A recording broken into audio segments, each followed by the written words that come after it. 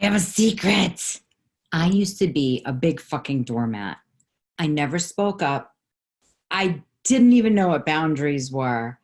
And I would be in some really fucked up situations that were annoying, situations without even like realizing that I even had a choice in the matter. So they were annoying. I was wasting my time. Some of them were really scary. But I did them because I was afraid deeply that I wasn't going to be liked, that I wasn't cool enough. So something was wrong with me. I should just be doing things easily. I thought I wasn't pretty enough. I thought I wasn't accepted. I thought I was the only freak. If everybody's doing it, I should do it too. I was pretty scared of getting dirty looks all the time. And I was afraid that somebody would say to me, nobody likes you anyway. And these things never went away. I know how to manage them now. But also, I would be in really fucked up situations with men where I was drinking, and then all of a sudden, oops, I'm getting way too intimate with them way too soon. And then I would feel shame. I would feel stupid. I would feel used. And then I would create that pattern over and over again. When I got older, I would spend hundreds of dollars, probably, actually, definitely thousands of dollars, going to weddings of people I really didn't like, going to baby showers, birthday parties that were not healthy, not fun, boring, obligatory events. When I was a school teacher, I would chip in for everybody's everything. And then I would secretly be judgmental, resentful. And if I went to these obligatory events, I would eat shitty food because I didn't really want to be there. So I was acting out and I was harming myself. So once I began to set boundaries, it didn't get better right away. Then I wouldn't go to the events, or I wouldn't go to the situations, or I would say no to people. I would feel super guilty and I would feel worse. I would blame myself intensely and heavily for disappointing friends and disappointing people who really wanted me to be there for them. And I would walk around feeling this pain of other people. And so throwing in the fact that I'm an empath felt like I felt their pain, their disappointment. If I didn't respond to people's texts right away, I would feel like they thought I was too big for my britches and I couldn't get in touch with people. And I would accuse myself of so much wrongdoing. So between social anxiety and then being a newly then again entrepreneur with no credit cards because my credit cards were taken away, I blamed the fact that I had no money, to not go to these events that I was invited to, or to not show up in certain places. And I was glad to blame my money situation, which is not helpful in trying to be a more successful entrepreneur. Or I would accidentally, on purpose, get sick so that I could blame my sickness for not showing up. Any of this sound familiar to you? So, what is a doormat to you? For me, it was about being a people pleaser, about saying yes without even thinking about my own actual real feelings. Or then I would say yes and then I would cancel, or I would backpedal, and it just never, that's even worse. So if you hear yourself, I just want to be in the flow, either one works for me, I'm okay with anything, it's one of those muscles that really needs to be worked, which is making a choice, making a decision, and sticking to it.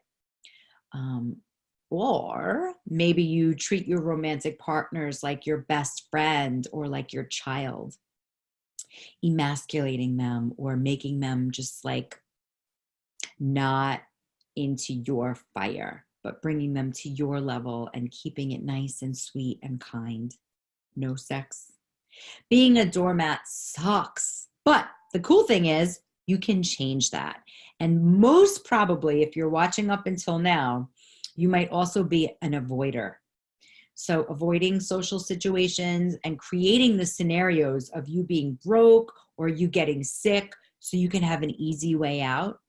And then being sort of grateful that you're sick or broke. Ugh. So imagine you had certain sentences to use, magical, enchanting sentences that were really authentic to you and that you didn't have to get sick to say, no, thank you, I can't make it. Or you didn't have to be broke to say, I'm sorry, I can't attend, and then figure out some way to buy a gift anyway. Meanwhile, you don't have any gas money. You don't have money to buy anything. And then even if you have those sentences, if you're finding it hard to believe them yourself, most likely you'll end up stuttering or being a mush or wishy-washy with communication. And then even worse, giving in and being even more mad at yourself because you have the tools and now you've tried to use them, but it backfired on you. So if you're afraid of fucking it all up and you really don't want to be disappointed in yourself anymore and you're exhausted and you want to be social, but only when you really want to be, I'm glad you're here. So I've spoken to hundreds and hundreds of potential clients that couldn't even be truthful and tell me no when it came to working with me. You know, we get on a curiosity call and if it's not a good fit, great. But it's so powerful to say no, just as powerful as it is to say yes. So these potential clients avoid me. They don't call me back.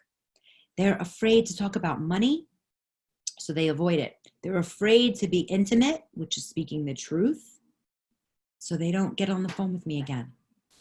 Do you avoid strong women? Do you avoid romance?